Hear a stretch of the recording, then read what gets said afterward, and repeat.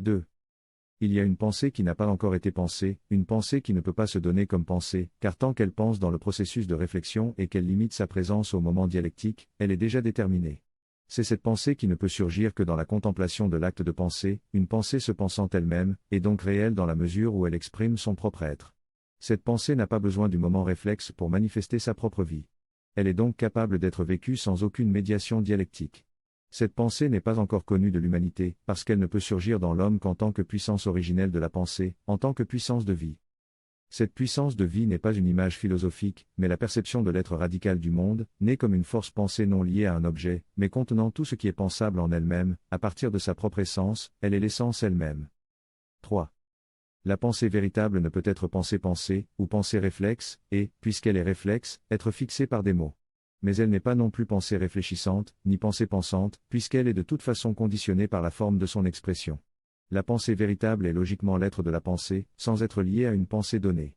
Un être connaissable comme pensée qui, en se faisant son propre contenu, exprime ce d'où il jaillit, un courant de vie supérieur, présent dans la donation originelle de toute pensée, mais néanmoins différent de ce que l'on appelle ordinairement la pensée. En tant qu'expérience, c'est celle qui, avant toutes les autres, a le droit d'être appelée positive, car c'est la plus directe que l'homme puisse faire, et pour laquelle le moi peut s'expliquer comme étant véritablement objectif. Mais ce n'est pas de la spéculation, ce n'est pas de la philosophie. C'est le courage de savoir, c'est-à-dire de connaître la vérité qui libère. Ce n'est pas argumenter, mais créer, ce n'est pas réfléchir, mais dominer. C'est percevoir le suprasensible dans les entités de la pensée, tout comme le sensoriel est normalement perçu dans les formes et les couleurs.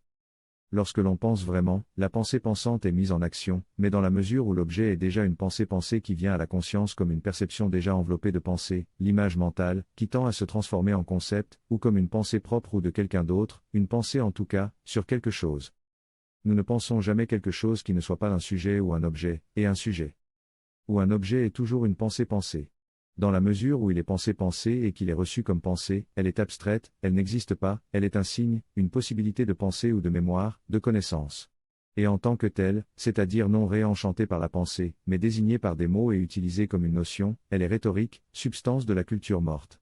La culture des hommes qui ne pensent plus en pensée, mais en mots, ou en corrélation quantitative, mnémoniquement rappelable à l'infini dans leur nature mécanique. Mais une pensée pensante peut à nouveau redevenir pensée, et c'est la pensée pensante, qui est la résurrection d'une pensée pensante, ou le reflet de la pensée, d'un reflet sans vie. Alors que la vie est sur le point d'éclore dans la pensée pensante, elle n'est pas perceptible, car elle s'éteint à chaque fois en se faisant penser. C'est la vie elle-même, mais non connue, ni possédée, la vie de la pensée, ou être de la pensée, qui se reflète comme pensée pensante, sans se donner objectivement ce niant dans la pensée, parce qu'à chaque fois elle pense pour une pensée pensante, pour la réflexion, pour l'abstraction. Sans quoi, néanmoins, elle n'aurait pas le stimulus pour être cette pensée qu'elle est. Nécessaire à la conscience, qui tend à rester consciente de la limite d'où elle surgit. La pensée pensante est sur le point de quitter la réflexion, mais ne la quitte pas, bien qu'elle en soit le moment dynamique. Mais percevoir ce moment, c'est retracer le processus par lequel elle se produit elle-même, s'élever de la réflexion à l'être pur qui se donne en elle comme pensée. N'étant pas tombée dans le reflet, la pensée est lumière, ou vie. Encore imperceptible pour le moi qui se satisfait du reflet, qu'il prend pour l'être, dans lequel, en tant que moi, il ne peut être. Mais cette résurrection de la pensée comme lumière ou vie ou lumière de la vie exige qu'elle soit voulue avec cran, et qu'elle soit réalisée de manière ascétique.